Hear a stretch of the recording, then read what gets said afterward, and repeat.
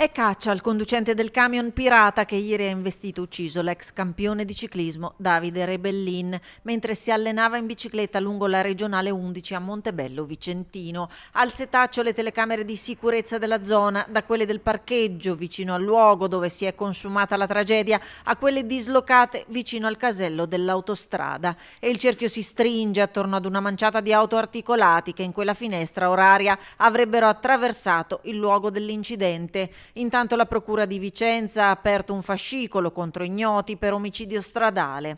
Oggi l'Unigo piange il suo campione, l'amministrazione proclama il lutto cittadino nel giorno dei funerali. Verosimilmente sarà la prossima settimana, molto probabilmente in Duomo, e stiamo lavorando insomma, a ricordare nel modo migliore il nostro concittadino che ha dato tanto per la nostra città.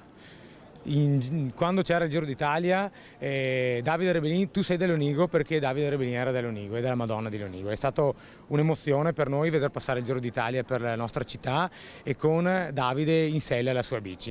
E sul fatto che ha scosso l'intero paese e il mondo sportivo è intervenuto anche il ministro dello sport Andrea Bodi, sottolineando la necessità che chi toglie una vita debba sempre assumersi la propria responsabilità e a riflettere sui numeri impressionanti. 103 i ciclisti morti in strada nel nostro paese dall'inizio dell'anno. È il presidente del CONI Giovanni Malagò, stretto nel cordoglio ai familiari.